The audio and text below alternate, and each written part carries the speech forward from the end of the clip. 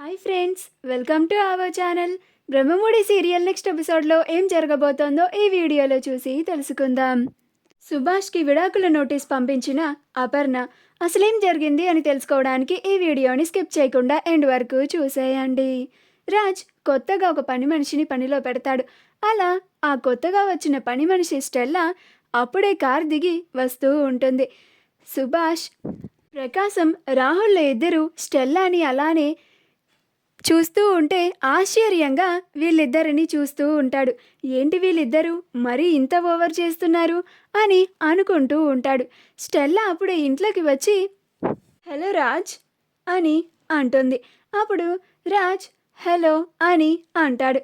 ఆ మాటకి ఇంట్లో వాళ్ళంతా ఏంటి పని మనిషి హలో రాజ్ అని అంటుంది అని ఆశ్చర్యంగా చూస్తూ ఉంటారు. అప్పుడు కావ్య ఈ పని మనిషికి ఇంత టెక్ ఎక్కువ అని అనుకుంటూ చూస్తూ ఉంటుంది. అప్పుడు రాహుల్ హాయ్ అని షేక్ హ్యాండ్ ఇవ్వబోతాడు. అప్పుడు స్వప్న కోపంగా చూస్తూ ఉంటుంది. అప్పుడు స్టెల్లా హలో అని అంటుంది. అప్పుడు రాహుల్ తనకి షేక్ హ్యాండ్ ఇవ్వలేదు అని పర్లేదులే అని అనుకొని నీ నేమేంటి అని కావాలని అడుగుతాడు. అప్పుడు స్టెల్లా స్టెల్లా అని అంటుంది. అప్పుడు రాహుల్ నువ్వే బాగున్నావనుకున్నాను, నీ నేమ్ కూడా నీలా చాలా బాగుంది అని అంటాడు. అప్పుడు స్వప్న రాహుల్ పని మనిషి తను వచ్చింది ఇప్పుడే, అప్పుడే మొదలు పెట్టేశావా నువ్వు అని అంటుంది. అప్పుడు స్టెల్లా తనెవరు అని అంటుంది. అప్పుడు స్వప్న నేను అతని వైఫ్ని అని అంటుంది. స్టెల్లా ఓ అని అంటుంది. అప్పుడు ప్రకాశం కూడా కావాలని ధాన్యలక్ష్మి ముందు హాయ్ స్టెల్లా అని అంటాడు. అప్పుడు ధాన్యలక్ష్మికి చాలా కోపం వస్తూ ఉంటుంది.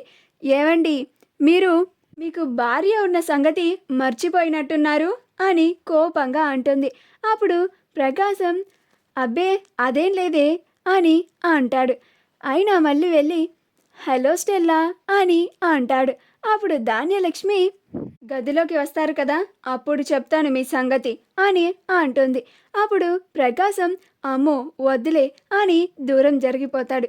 అప్పుడు స్టెల్లా నవ్వుతూ ఉంటుంది. క్రేజీ కపుల్ అని అనుకుంటూ ఉంటుంది. తర్వాత రాజ్ వంటగది అటు ఉంది, ఈవిడ మా నానమ్మ మా తాతయ్య అని పరిచయం చేసి వంట ఏం చేయాలో నీకు మా నానమ్మ అన్ని ఇన్స్ట్రక్షన్స్ ఇస్తూ ఉంటారు, అలాగే స్వప్న కూడా ఇస్తుంది అని చెప్తాడు. అప్పుడు స్టెల్లా మరి తినెవరు అని కావ్యని వేలు చూపించి అడుగుతుంది. అప్పుడు రాజ్ ఆవిడెవరో నాకు తెలీదు అని అంటాడు. అప్పుడు ఇందిరాదేవి తను మా మనవరాలు అని అంటుంది.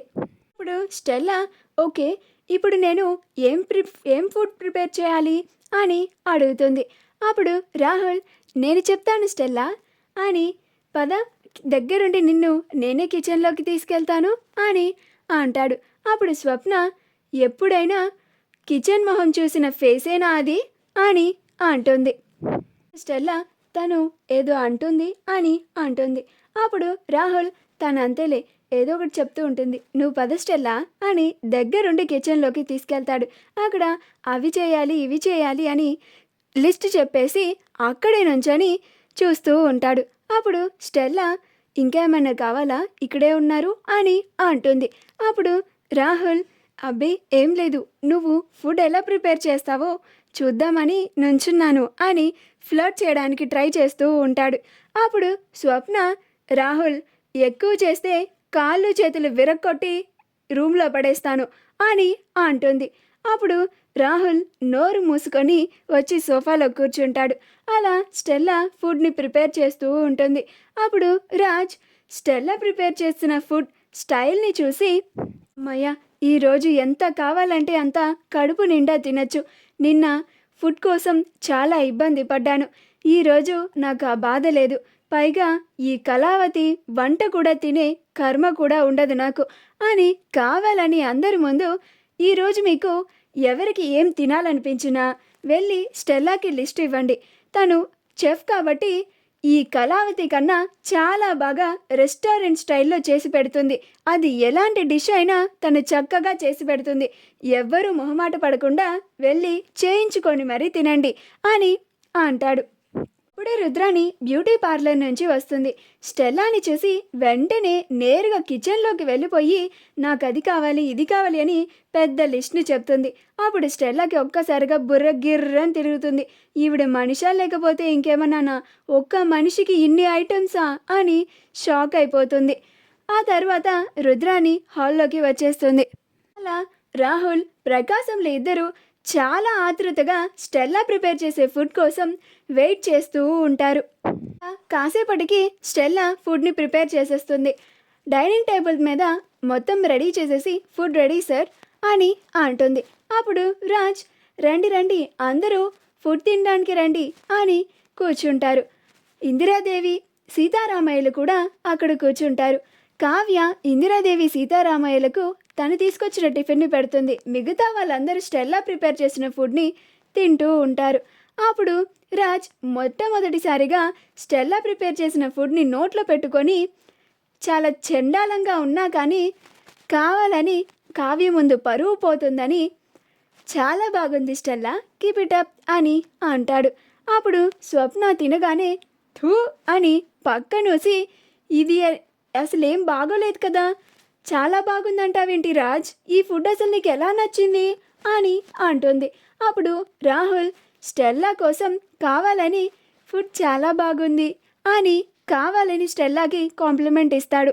ప్రకాశం ఆ టిఫిన్ని తినలేక అమ్మ కావ్య నువ్వు తీసుకొచ్చిన టిఫిన్ పెట్టమ్మా అని అంటాడు. అలా సుభాష్ ప్రకాశంలో కూడా కావ్య తీసుకొచ్చిన టిఫిన్నే తింటారు. ఆ తర్వాత స్వప్న కూడా తింటుంది. కానీ రాజ్ మాత్రం పంతం కోసం స్టెల్లా చేసిన ఫుడ్నే తింటాడు. కావ్య ఇందిరాదేవి సీతారామయ్యలు రాజ్ పడే పాటలను చూసి నవ్వుకుంటూ ఉంటారు. ఆ తరువాత అందరూ హాల్లో సరదాగా కూర్చొని మాట్లాడుకుంటూ ఉంటారు. అప్పుడే ఒక నోటీస్ వస్తుంది. రాజ్ వెళ్ళి ఆ నోటీస్ని తీసుకొని వచ్చి ఓపెన్ చేసి చదివి ఆశ్చర్యపోతాడు. రాజు అలా ఆశ్చర్యపోవడం చూసి ఇంట్లో వాళ్ళందరూ చాలా కంగారు పడిపోతూ ఉంటారు. ఏముంది అసలు ఆ నోటీస్లో అని అనుకుంటూ ఉంటారు. అప్పుడు సుభాష్ ఏంట్రా రాజ్, ఆ నోటీస్లో ఏముంది, ఎందుకు అంత షాక్ అవుతున్నావు, ఏముంది అసలు చెప్పు అందరికీ అని అంటాడు. అప్పుడు రాజ్ మమ్మీ నీకు విడాకుల నోటీస్ పంపించింది డాడీ అని అంటాడు. ఆ మాట వినగానే ఇందిరాదేవికి ఒక్కసారిగా గుండాగినంత పని అవుతుంది. సుభాష్ కూడా చాలా ఆశ్చర్యపోతాడు. అపర్ణ ఏంటి నాకు విడాకుల నోటీస్ పంపించడం ఏమిటి అని చాలా ఆశ్చర్యపోతాడు.